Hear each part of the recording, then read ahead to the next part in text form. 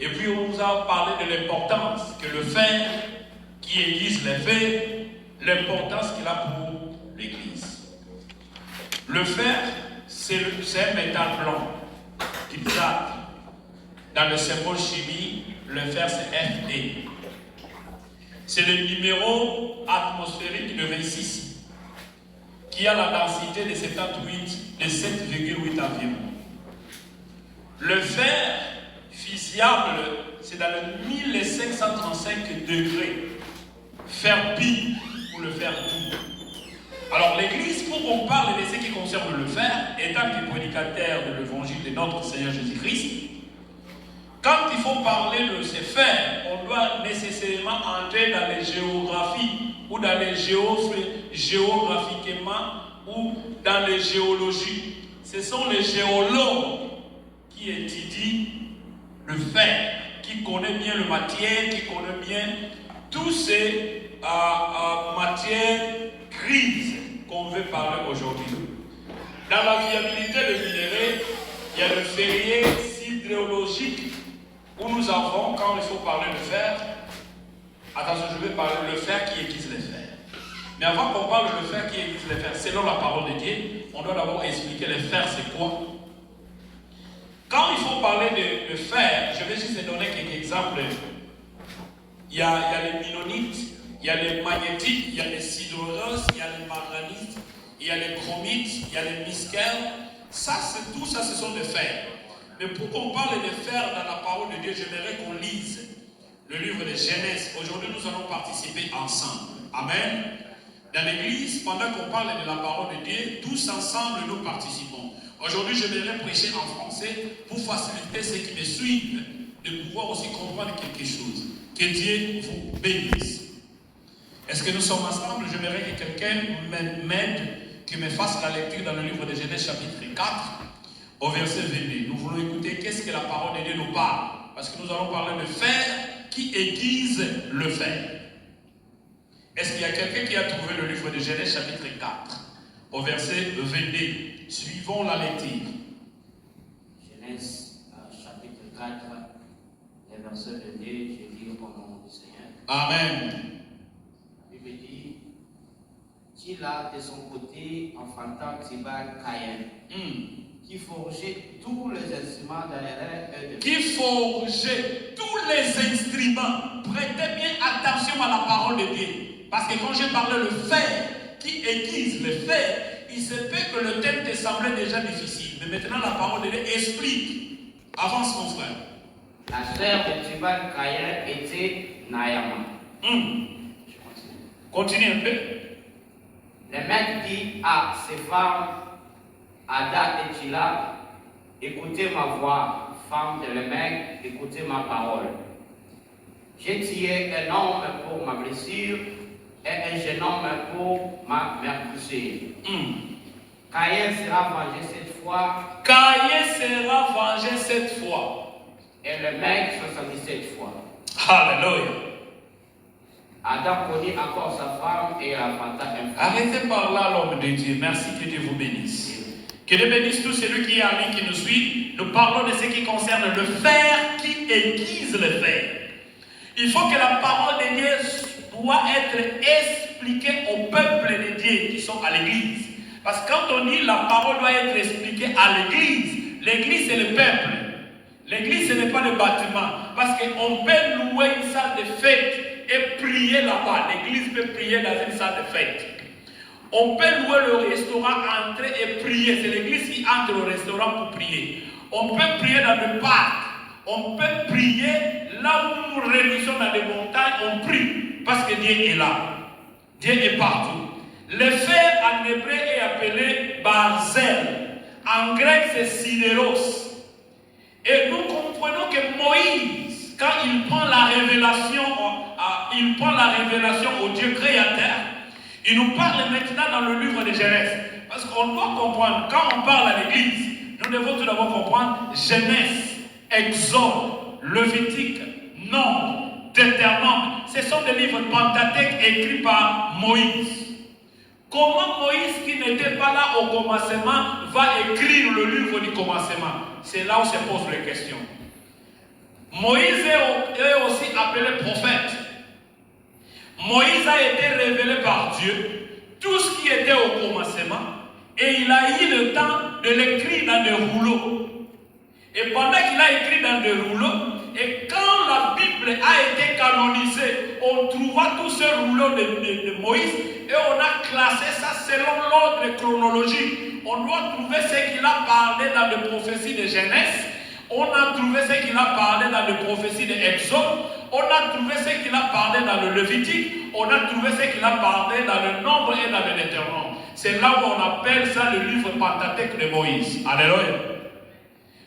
Pendant qu'on parle de Genèse, Exode, Lévitique, Nombre et Deutéronome, nous devons comprendre que c'est Moïse qui parle au peuple d'Israël. Et si on nous parle le fer qui aiguise le fer, c'est un métal dit qui sert à beaucoup d'usages. Le fer, c'est un métal dit qui sert à beaucoup des usagers. D'après son histoire, c'est à partir de Genèse chapitre 4, verset 2, que nous avons compris que le fer fut connu déjà dans l'humanité primitive. Quand nous voyons Caïn et Abel, déjà on nous parle de l'humanité primitive. Avant même que les géologues, j'ai connu les géologues dans une compagnie Géoservice qui est devenue le compagnie de S-Service Rouberger. Alors, avant même que les géologues puissent faire leurs études de sismique, puissent faire leurs études de comment creuser et trouver le pétrole, et comment trouver la matière première, il y a eu déjà les faits, il y a eu déjà les géologues dans l'état primitif. Alléluia. De tout ce que nous apprenons aujourd'hui, dans les technologies, dans l'intelligence artificielle, cela a existé. Quand vous regardez le pyramide en Égypte, quand vous regardez le monde technologique, quand vous regardez tout autour de nous, vous allez comprendre. L'homme est en train d'imiter ce que Dieu a fait et il a créé. Alléluia. Bien-aimés dans le Seigneur, l'humanité primitive, cela avait été extrait dans le Liban antique. Dans le Liban antique, dans la région de Sinaï en Égypte, mais principalement en Espagne. Quand nous regardons le Liban antique, les Assyriens étaient les plus fameux fabricants de fer dans l'Antiquité, dont ils appelaient en grec les brisa ou les barzel. Alors, pour qu'on puisse parler de ça, le fer qui aiguise le fer. Pourquoi on doit parler le fer qui aiguise le fer? Le fer, c'est en allégé avec le carbone.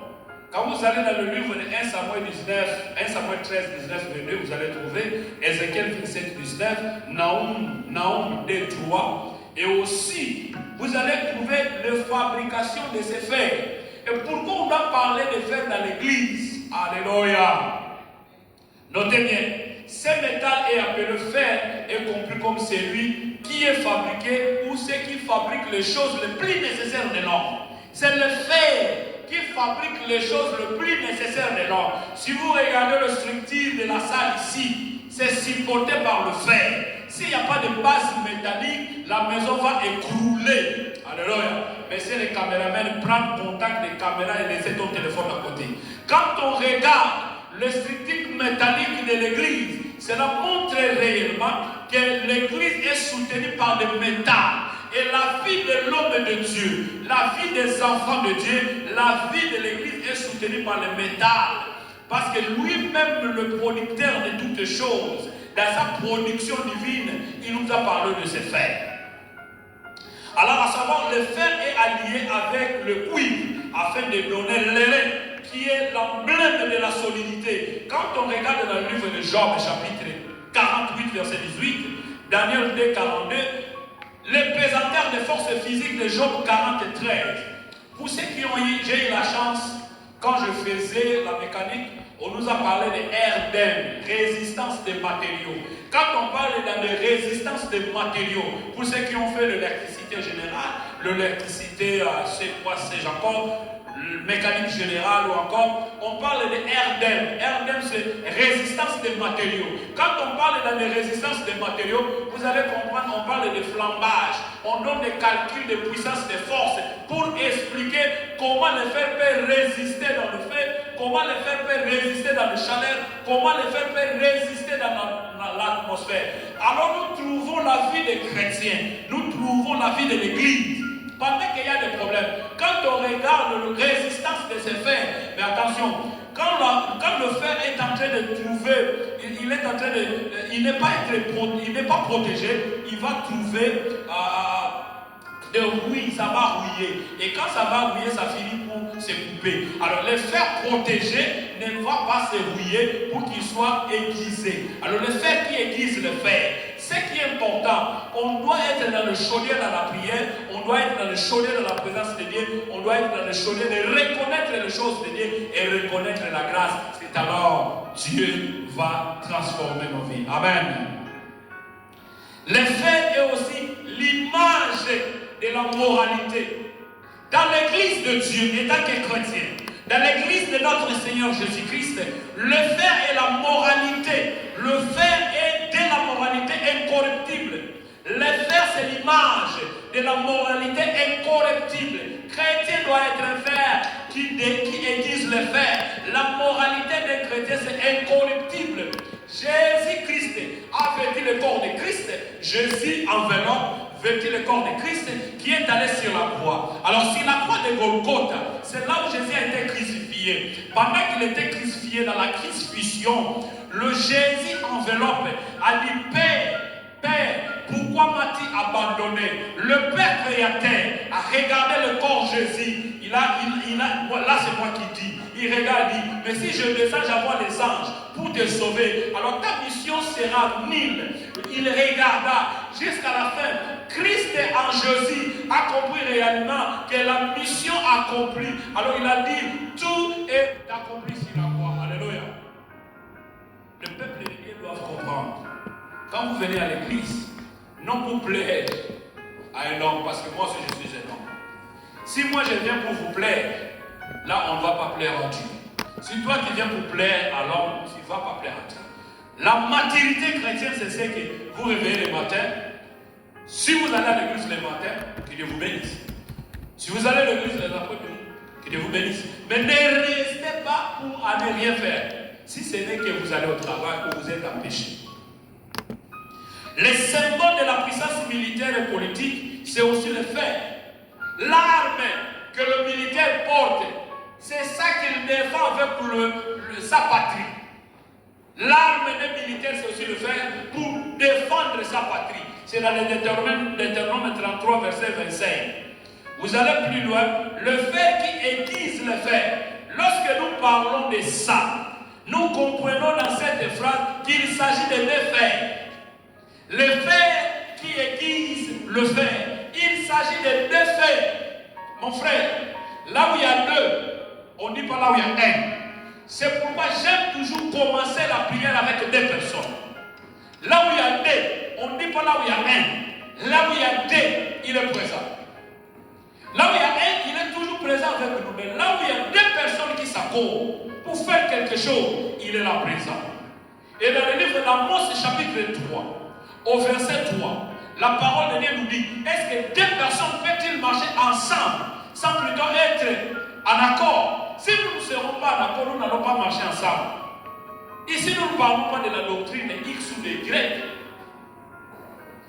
Si par contre on parlait de la doctrine de X ou Y, on allait dire je n'irai pas à l'église parce qu'on est en train d'interdire ça. Je n'irai pas à l'église parce qu'on est en train de dire ça. Je n'irai pas à l'église parce que le prédicateur est en train de révéler d'autres choses qui n'est pas dans la parole de Dieu. Les gens aiment le genre. Quand je dis le genre, c'est dans l'ensemble. Les gens aiment là où ils sont influencés. Les gens aiment là où on prophétise et on dit donnez-moi ta date de naissance, donnez-moi X ou Y, et par la fin, on va dire des choses. Oui, ce sont des choses vraies, mais par contre, nous avons besoin de la solution. Si tu me dis, mon frère vient me montre, il y aura l'accident quand il va sortir ici. Oui, Dieu a montré. Mais dites-moi ensuite, que dois-je faire? Alléluia. Dieu m'a montré que je vis la mort dans ta famille. Oui. Mais dites-moi, que dois-je faire pour éviter ça? Amen, Église. La parole de Dieu nous dit tout ce qui est révélé est condamné. Quand quelqu'un te parle de quelque chose qui devait arriver dans ta vie, c'est déjà condamné. Et la réponse, merci pour la prophétie, tout ce qui est révélé est condamné.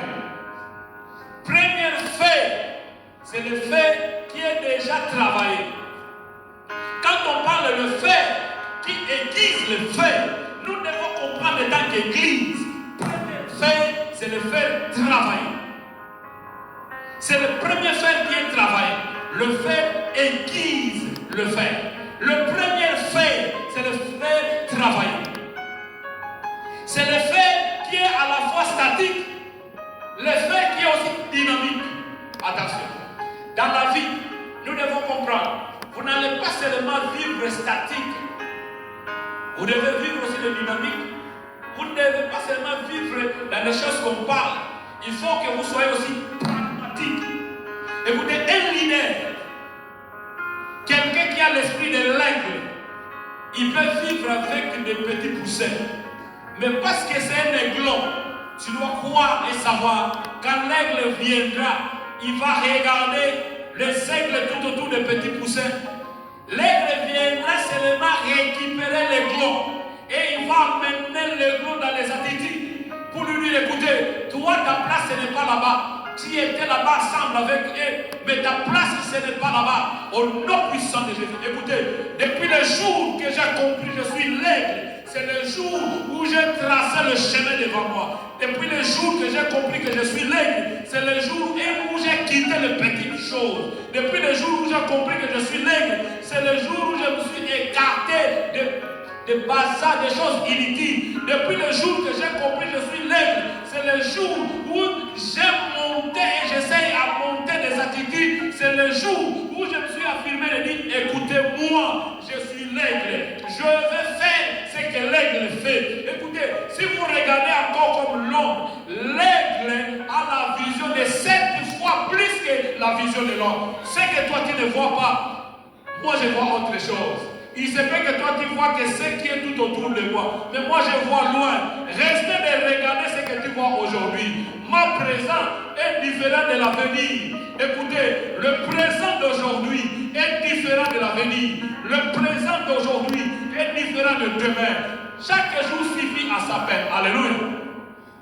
Bien-aimés dans le Seigneur, le fait qui aiguise le fait. Si vous n'êtes pas fidèle aux petites choses, Dieu ne va pas vous confier des grandes choses. Si vous n'êtes pas fidèle aux petites choses, Dieu ne va pas vous confier des grandes choses. Écoutez, même quand il y a 2 personnes, prêchez comme s'il y a 1000 personnes. Même s'il y a 100 personnes, prêchez comme s'il y a 10 000 personnes. Même si tu es seul, prêchez comme si tu étais devant milliers de personnes. Et quand tu auras milliers de personnes, tu seras dans l'autel de ce que Dieu a déposé chez vous. Alléluia. Tu dois d'abord te connaître qui est-il. Connais-tu qui est-il?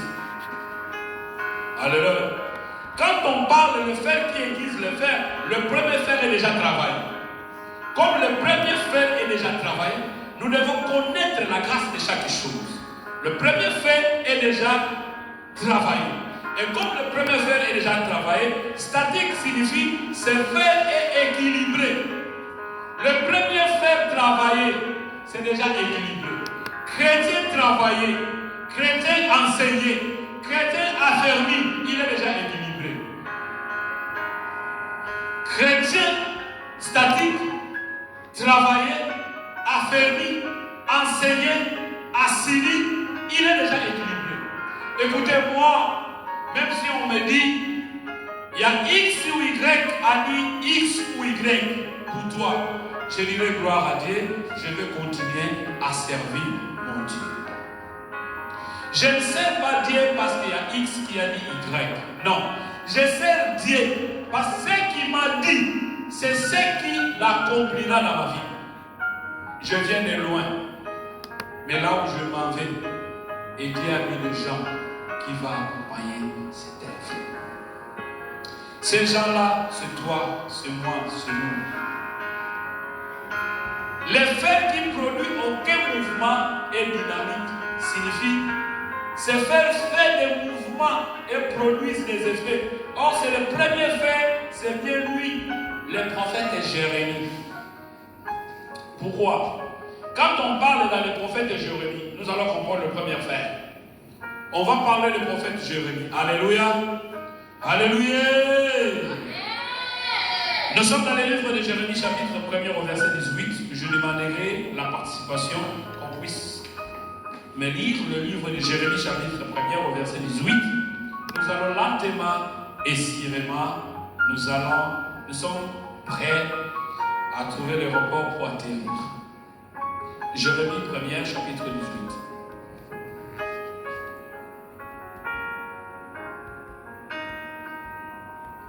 Le livre des prophètes de Jérémie, chapitre 1er, verset 18. 18. Il dit quoi? Et voici, j'ai fait de toi en ces jours une ville forte. J'ai fait de toi une ville forte. Écoutez maintenant la colonne de fer. Alors mon frère. Et une colonne de fer. Voici j'établis en ces jours. Voici j'établis en ces jours sur tout le pays comme une ville forte, une colonne de fer. Et quand je parle de fer, je sais où j'ai trouvé ça. Quand je méditais la parole de Dieu, je sais où j'ai trouvé ça. Je sais l'explication de la parole pour le premier de cet après-midi. Voici, l'Éternel et Dieu parle au prophète de Jérémie, qui est la colonne de fer. Il lui parle, voici j'ai établi en ces jours sur tout le pays comme une ville forte. Et dit une colonne de fer et un mille d'airain. Et nous avons expliqué le matière, les caractéristiques de fer. Alléluia. Alléluia. Continuez mon frère. Et un mille d'airain contre tout le pays. Le roi de Juda, ses princes, ses sacrificateurs et contre le peuple du pays. Alléluia. Alors comment nous allons comprendre ça? Il dit, j'ai établi en ces jours sur tout le pays comme une ville forte, une colonne de fer et 1000 d'airain contre le roi de Juda, contre ses chefs, contre ses sacrificateurs et contre le peuple du pays. Alors pour comprendre ça, on doit faire le parallélisme. Écoutez, même quand vous introduisez quelque chose, vous écrivez, vous devez arriver à quelque part pour prendre les évidences, les preuves pour expliquer. Le fer qui aiguise le fer. Pour expliquer ça, le prophète Jérémie était un ministre qui ne sait pas s'établir de lui-même. Il y a des ministres qui s'établissent par lui-même. Par lui-même, il s'établit ministre. Et moi, je connais. Un jour, le révérend Venaska Pambawamulu, il chargea le révérend Guilenzi Kakoum. Il pria pour le serviteur. Il disait, allez partout dans le monde, faites-les devenir mes disciples. Un fils, sa père et sa mère. Amen. Si tu n'as pas le père, tu es sans père. Nous avons le père dans la foi, nous avons des églises, nous avons des gens à qui on doit aussi sur la terre les rapports. Mais nous avons le Père Céleste qui nous contrôle, qui contrôle aussi ses pères dans la foi. Alléluia. Il dit ici, mais il fut établi par Dieu. Il y a des gens qui sont établis par les gens. On t'a établi parce que tu parles bien. Alors le pasteur a regardé celui-ci qui parle bien. On doit éviter qu'il puisse fuir ici. Nous allons lui mettre pasteur. Ce monsieur, il parle bien l'anglais. Sinon, nous allons le perdre dans l'interprétation. Sinon, nous allons le perdre dans l'administration. Je vais lui mettre ici comme ancien. Je vais lui confirmer comme évangéliste. La sœur ici parle bien. Sinon, je vais la perdre. Je dois la confirmer tant que servante. Je dois lui donner le ministère. Mais on dit, le prophète de Jérémie était un ministre qui ne sait pas pas s'établir par lui-même, mais il fut établi par Dieu. Écoutez, si c'est Dieu qui vous a établi, les gens vont parler. Mais comme c'est Dieu qui vous a établi, un jour, les gens vont changer leur propos. Waouh, on savait que vous avez Dieu, on savait que Dieu était avec vous, mais on regardait seulement, on observait seulement. On savait que tu marchais avec Dieu. Nous, on te regardait seulement de loin. On savait que tu es serviteur de Dieu. Mais on regardait comment tu faisais les choses. On savait que ton église est une église de Dieu. Mais on regardait seulement. Mais aujourd'hui, nous avons compris. Ça, c'est notre église. Alléluia. Alléluia. Quand quelqu'un parle comme ça, il ne faut pas avoir la haine. C'est son église. Il vient laisser le pied. Amen. Ne dites pas, c'est nous qui avons commencé. Non, vous venez à peine d'arriver. Comment vous venez à peine d'arriver? On veut vous mettre. Non. Il y a des choses dans la humanité qui sont qui viendront récupérer le corps de Jésus, embaumer le corps de Jésus et enterrer le corps de Jésus. Amen. Mon frère, ma soeur, quand on parle de la parole de Dieu, moi je connais là où mon Dieu m'a ramassé. Je connais ça. Je le sais. Non parce que je veux avoir l'honneur, la gloire. Non. Je dis souvent, s'il faut avoir l'honneur, la gloire, j'ai déjà mis la monnaie sur YouTube. Si sur YouTube, j'ai déjà mis la monnaie. Donc je peux rester là sur YouTube, être un youtubeur prédicateur. Mais non, ce n'est pas seulement être un youtubeur prédicateur. On doit être là à l'église, prêcher la parole de Dieu. Quand je regarde dans le YouTube les statistiques des gens qui me suivent, ils ne sont même pas de mon pays là où je viens. Ils sont de partout dans le monde. C'est ça l'accomplissement de la parole de Dieu. Alléluia. C'est ça. Ce n'est pas seulement chercher la visibilité. Mais je sais, le Dieu là, aujourd'hui, demain quand on va témoigner, vous serez aussi témoin. Alléluia. Que Dieu vous bénisse. Écoutez, le Seigneur Jésus déclare dans le livre de Jean chapitre 15, au verset 16. Il dit ceci. Ce n'est pas vous qui m'avez choisi. Écoutez l'homme de Dieu, papa, si un jour vous êtes pasteur dans cette église, ce n'est pas moi, c'est Dieu qui vous a choisi. Si un jour vous êtes révérend dans cette église, si un jour vous êtes apôtre dans cette église, si un jour vous êtes prophète dans cette église, évangéliste dans cette église, moi je ferai que la confirmation. Le homme de Dieu viendra juste confirmer. Mais c'est Dieu qui vous a appelé. Amen. Si quelqu'un te confirme et te dit écoutez, vous êtes aujourd'hui pasteur, il vient seulement confirmer. C'est Dieu qui vous a choisi. Parce que Dieu là, il ne regarde pas encore que tu es un homme marié. Il ne regarde pas encore que tu es travailleur. Il ne regarde pas encore que tu es père de X, Y. Il t'a d'abord choisi toi. Et quand toi tu seras dans la mission, c'est alors ta femme, tes enfants, tes amis vont te suivre. Ou ceux qui vont comprendre la vision. Je dis souvent, si vous négligez l'homme de la vision, vous allez le regarder dans la télévision.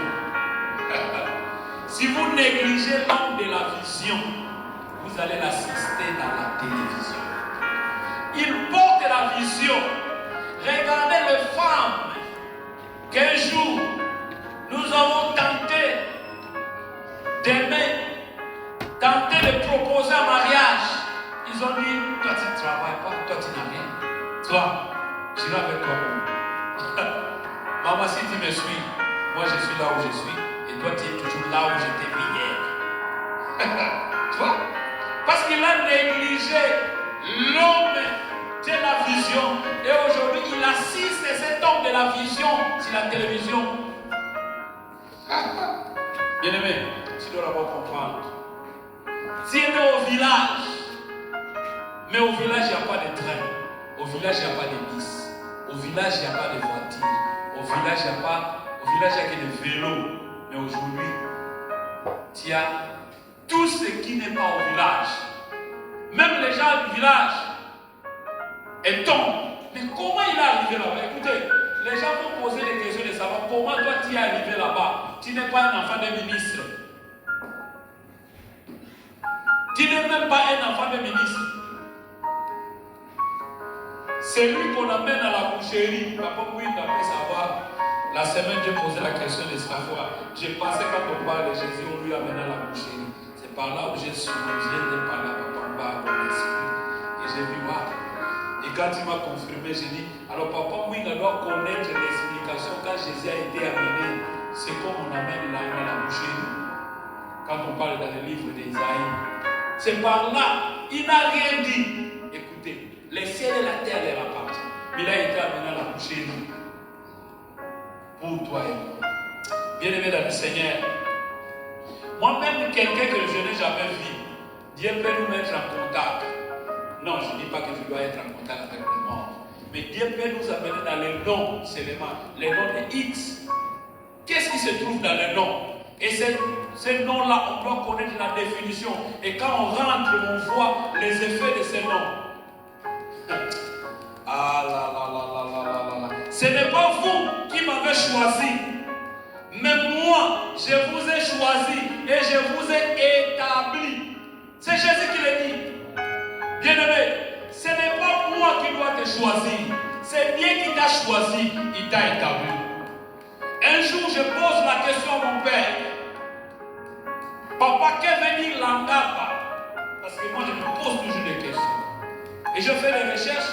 J'ai trouvé le nom l'angaba, ça se trouve en Angola, ça se trouve au Ghana, ça se trouve dans le pays de l'Afrique de l'Ouest. Il m'a dit, écoutez, l'angaba veut dire le pin. Alors le pin, quand quelqu'un piétine ça, il y a des douleurs. Il faut faire en sorte de récupérer ça. Donc parfois, tu donneras des douleurs aux gens. Quand tu parles quelque chose, tu lances quelques propos, ça va être douloureux aux gens. Mais, ils ne peuvent pas te piétiner. Celui qui va te piétiner, il aura des problèmes très sérieux. Je dis, waouh!